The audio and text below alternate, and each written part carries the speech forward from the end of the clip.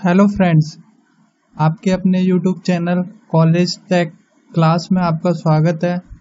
मैं कृष्णा और आप मेरे साथ सीखेंगे how to implement data structure in Java, जो कि एक full data structure video series होने वाली है। यह सीरीज यह सोचकर बनाई है कि आप लोगों को जावा की कम से कम बेसिक नॉलेज होगी। इस वीडियो सीरीज का सबसे पहला टॉपिक स्टैक है। इस वीडियो में हम स्टैक का इंट्रोडक्शन पार्ट देखेंगे। स्टैक बेसिकली होता क्या है? Stack is a linear data structure, जिसका मतलब है जहाँ पे एलिमेंट्स सिक्वेंशियल वे में रखे हुए हों और आपस में वो इंटरकनेक्टेड या लिंक हों। डेटा स्ट्रक्चर में स्टैक को हम एक बॉक्स की तरह सोचते हैं, जबकि मेमोरी में ऐसा कुछ नहीं होता। एक कंटेनर की तरह सोचते हैं जो कि ऊपर से खुला होता है। इसमें हम कुछ भी एलिमेंट डाल सकते हैं और इसमें से निकाल सकते हैं, पर कंडीशन एक होगी, जो भी हम एलिमेंट डालेंगे वो ऊपर से ही डाल सकते हैं और ऊपर से ही निकाल सकते हैं। स्टैक का डाटा स्ट्रक्चर में जो प्रिंसिपल दिया है वो लीफो है। लीफो का मतलब लास्ट इन फर्स्ट आउट, मतलब जो पहले लास्ट में डाला है वो ही पहले निकालना है। लाइक ऐसे हम सबसे पहले एक एलिमेंट डालेंगे, जो कि जो पहले जो एलिमेंट डाला हुआ है उसके ऊपर ही आएगा। जब अगला एलिमेंट डालेंगे वो उस एलिमेंट के ऊपर आएगा जो कि लास्ट में डाला हुआ था। Like this.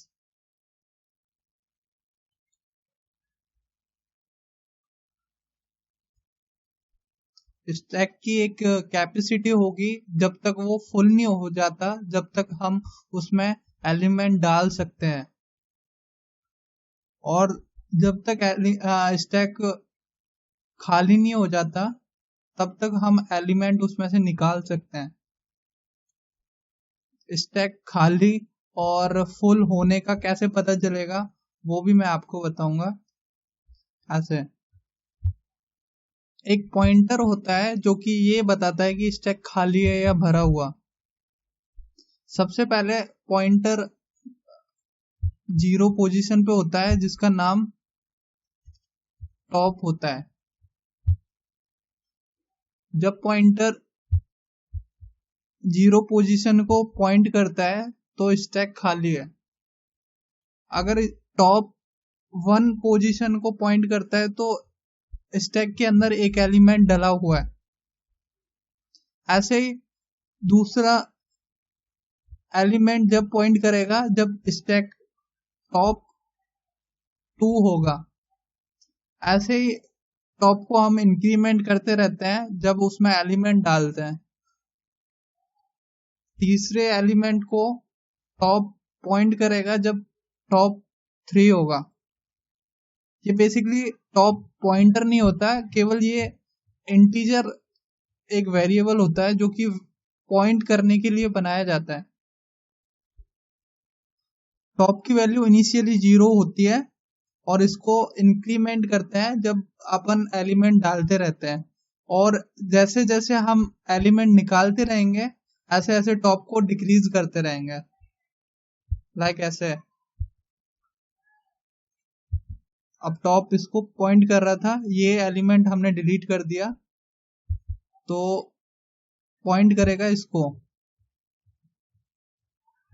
अगर हमने ये एलिमेंट डिलीट कर दिया तो पॉइंट करेगा पॉइंटर इसको।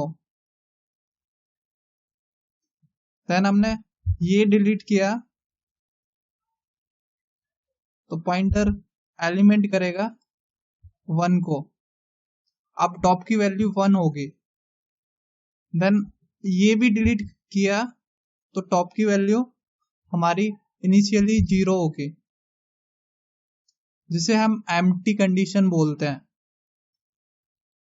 अब स्टैक को अगर एग्जाम्पल से समझे तो हमारे और पास बहुत सारे एग्जाम्पल स्टैक के मिल जाएंगे। जैसे कि आप देख रहे हैं स्क्रीन पे किताबों का गट्ठा, जो कि किताबें एक के ऊपर एक रखी हुई हैं। अगर हमें बीच में से कोई किताब निकालना है तो सबसे पहले ऊपर वाली किताब निकालनी पड़ेगी। हालांकि आप बीच में से डायरेक्टली भी निकाल सकते हो, पर ये स्टैक की कंडीशन नहीं मानी जाएगी। स्टैक की कंडीशन वही मानी जाएगी जब आप एक एक करके एलिमेंट को निकालते हो और ऊपर से टॉप से एलिमेंट को निकालना पड़ेगा। स्टैक पे बहुत सारे ऑपरेशन परफॉर्म होते हैं, जिनमें से मेन ऑपरेशन ये 6 हैं। एक एक करके हम इन ऑपरेशन को देखेंगे क्या होता है। सबसे पहले पुश ऑपरेशन होता है। पुश का मतलब होता है इंसर्ट करना। बेसिकली पुश का दूसरा नाम इंसर्शन है। हमको एलिमेंट डालना है तो हमें पुश ऑपरेशन परफॉर्म करना पड़ेगा, जो कि एलिमेंट को स्टैक के अंदर डालेगा। कंडीशन हालांकि वही रहेगी कि एक एक करके ही आपको हर एक एलिमेंट डालना है।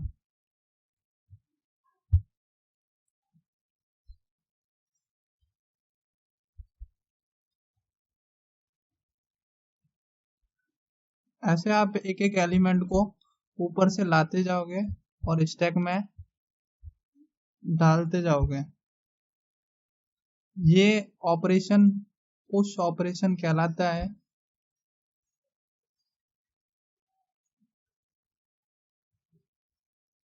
और इस ऑपरेशन में टॉप की वैल्यू आपकी प्लस प्लस होती जाएगी। मतलब एक एक एलिमेंट आप डालते जाओगे, उसी टाइम पे आपको टॉप को इंक्रीमेंट करना पड़ेगा। अब टॉप की वैल्यू हमारे पास क्या होगी, इनिशियली 0 होती है, तो टॉप की वैल्यू हमारे पास अब होगी 3। देन सेकेंड ऑपरेशन है pop operation. Pop operation basically deletion operation ही होता है। पॉप ऑपरेशन में क्या होता है कि एलिमेंट को निकालते हैं, वो भी एक एक करके। निकालने का मतलब डिलीट करना होता है। एलिमेंट को हम डिलीट करते जाएंगे और टॉप को डिक्रीज करते जाएंगे,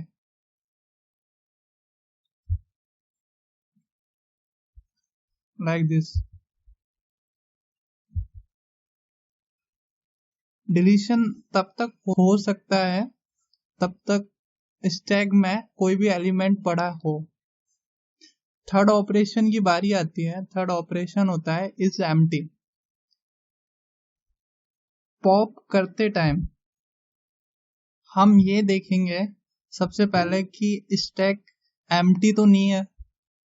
अगर एम्प्टी हुआ, उस कंडीशन में हम पॉप किसको करेंगे, कोई एलिमेंट ही अगर उसमें मौजूद नहीं होगा तो पॉप करना पॉसिबल ही नहीं है। तो उस ऑपरेशन में सबसे पहले हम इस एम्प्टी ऑपरेशन को चेक करते हैं। देन सेकंड फोर्थ ऑपरेशन आता है इज फुल। अगर स्टैक फुल हुआ तो क्या हम पुश ऑपरेशन परफॉर्म कर सकते हैं, कोई और एलिमेंट डाल सकते हैं। वो कंडीशन आती है ओवरफ्लो की कंडीशन। अगर इज एम्प्टी हुआ तो वो कंडीशन कहलाएगी अंडरफ्लो की कंडीशन। इस कंडीशन में, अंडरफ्लो वाली कंडीशन में हम पॉप कर नहीं सकते, ओवरफ्लो वाली कंडीशन में हम पुश नहीं कर सकते। ये पुश और पॉप करने से पहले ये दोनों ऑपरेशन आपको चेक करने पड़ते हैं। पॉप की कंडीशन में आपको देखना पड़ता है कि स्टैक एम्प्टी तो नहीं है, और पुश की कंडीशन में आपको स्टैक को देखना पड़ता है कि फुल तो नहीं है। फिफ्थ ऑपरेशन आता है पीक। पीक का बेसिकली क्या मतलब होता है कि टॉप पे जो वैल्यू रखी हुई है उस एलिमेंट को, उस वैल्यू को प्रिंट करना। टॉप पे जो भी वैल्यू पुश करते हैं तो टॉप को इंक्रीमेंट करते जाते हैं। टॉप अगर 1 है तो टॉप पे ये वैल्यू रखी होगी। इसमें जो एलिमेंट जो भी वैल्यू रखी होगी उसको प्रिंट करना पीक का काम होता है। पीक ऑपरेशन यही होता है। ट्रैवर्स क्या होता है कि हर एक एलिमेंट, जितने भी स्टैक में एलिमेंट रखे हैं उनको प्रिंट कराना ट्रैवर्स कहलाता है। बस स्टैक में इतना ही है। और अगर स्टैक को इम्प्लीमेंट करना सीखना है या फिर डेटा स्ट्रक्चर को जावा की हेल्प से कैसे इम्प्लीमेंट करते हैं ये सब कुछ सीखना है तो मैं आपको पूरी सीरीज प्रोवाइड करूंगा। तो कृपया